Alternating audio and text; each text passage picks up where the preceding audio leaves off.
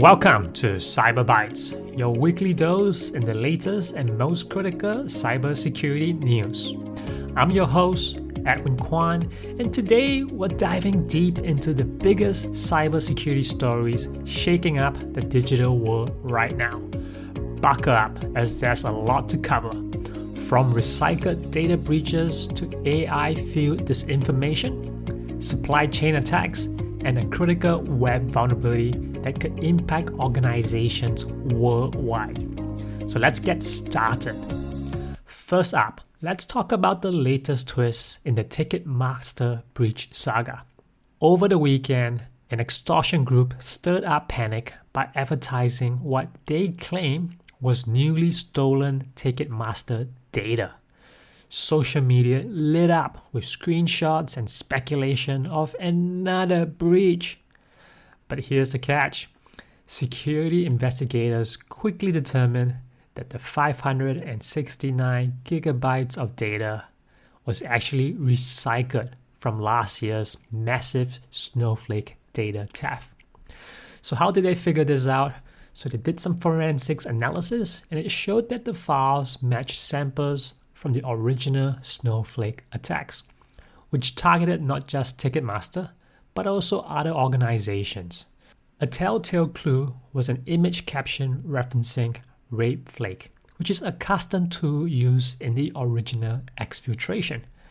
This suggests that the extortion group wasn't sitting on new data.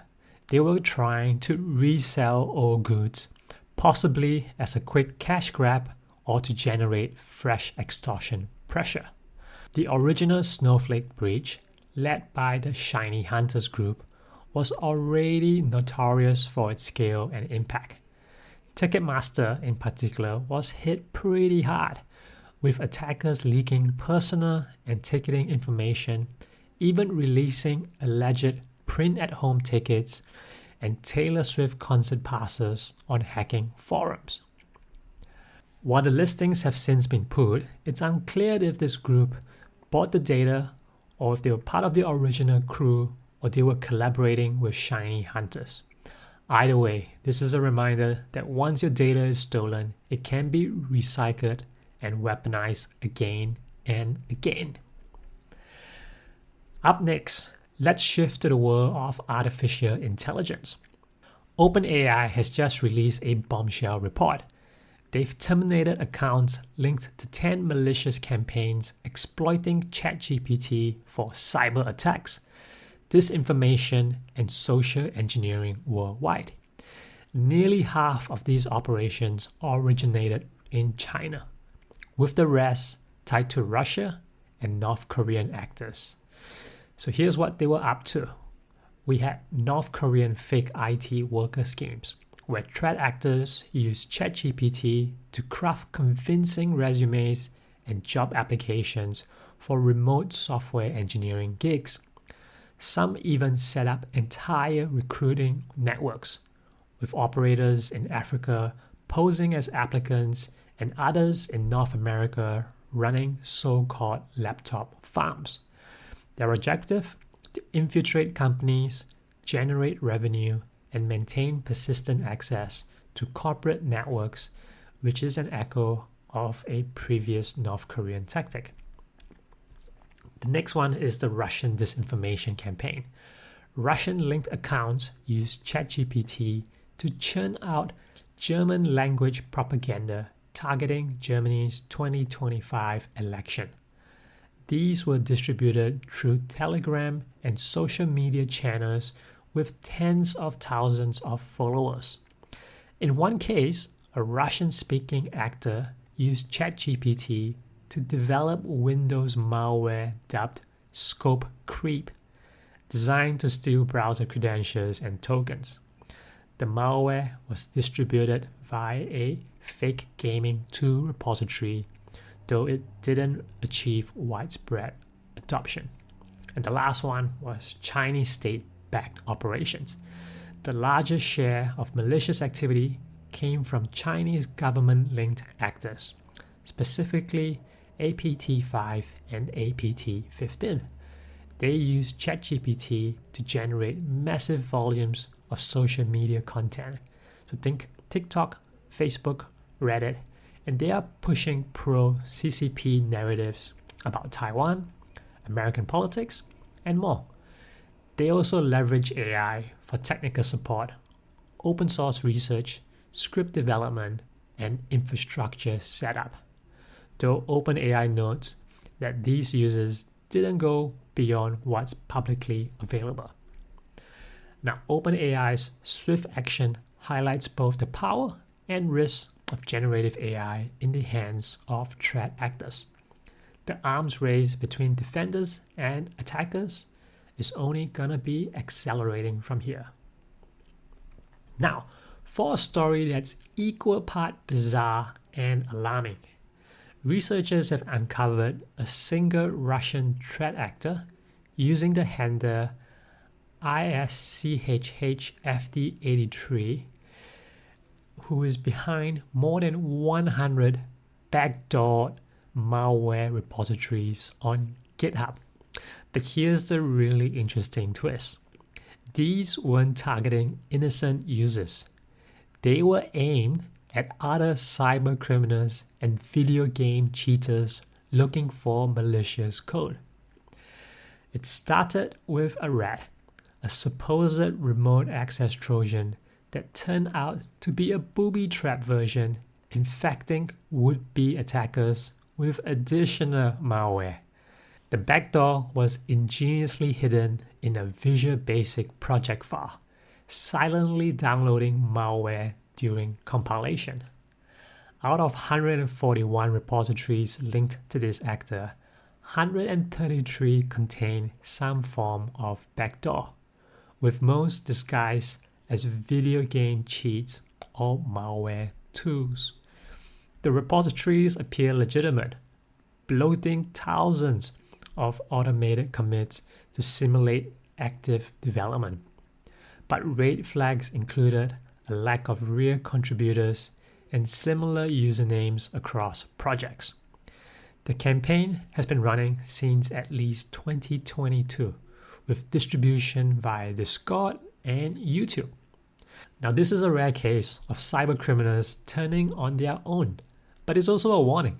Open source enthusiasts and less experienced users can easily be duped by professional-looking but malicious code.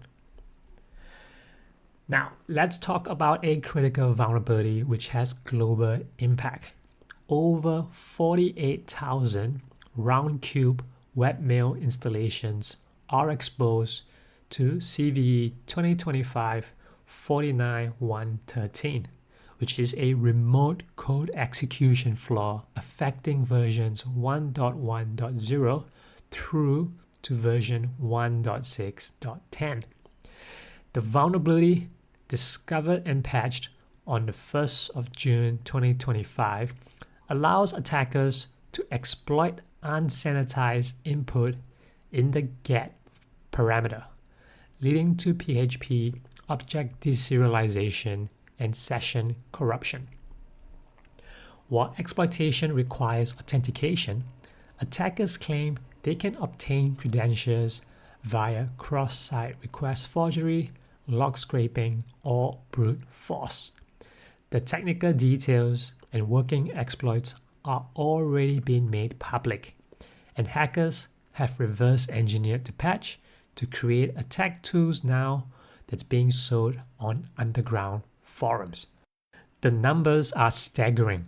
19,500 vulnerable instances in the US, 15,500 in India, 13,600 in Germany, with significant exposure in France, Canada, and the UK.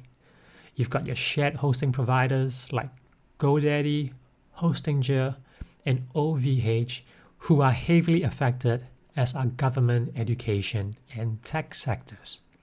Now, admins are urged to immediately upgrade to versions 1.6.11 or 1.5.10. If you can't patch right away, implement mitigations, restrict webmail access, disable file uploads, add CSRF protection, block risky PHP functions, and monitor for signs of exploitation. With public exploits circulating and tens of thousands of systems exposed, this is a high priority issue demanding immediate action. Now let's go to our next story, and we'll take a look at a supply chain attack with potentially massive reach. Researchers have discovered a sophisticated campaign targeting over a dozen NPM and PyPI packages associated with the GlueStack and React Native ecosystems. The attack, first detected on June 6, 2025, involved malicious code modifications that allowed attackers to execute shell commands, capture screenshots, and upload files from infected developer machines. 17 NPM packages were compromised, collectively accounting for nearly 1 million weekly downloads.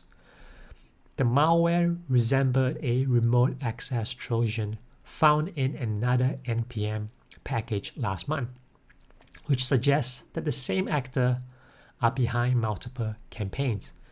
The Trojan can harvest system info and identify public IP addresses, showing a clear evolution in attacker tactics.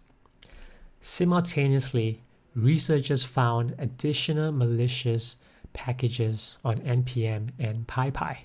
2 NPM packages contain Wiper that could delete entire application directories, while a Python package disguised as an Instagram growth tool was stealing credentials and distributing them to bot services. The NPM package used covert email-based communication and platform-specific destruction commands, while the Python malware featured remote kill switches and base64 encoding to evade detection. Now, the project maintainers have revoked compromised access tokens and deprecated affected versions, but the risk still remains. Attackers may retain access to infected systems even after the updates. Now, this marks a shift from financially motivated attacks to outright system sabotage, and it could be the start of a new chapter in supply chain threats that could impact millions of developers and organizations worldwide. And that wraps up this week's edition of Cyberbytes. If you're a sysadmin, developer, or just a digital citizen, these stories are a wake-up call. Patch early, verify your sources, and stay vigilant against the evolving tactics of cyber adversaries. For more details and links to the story, check out our show notes. I'm your host, Edwin Kwan. Thanks for tuning in and stay safe out there.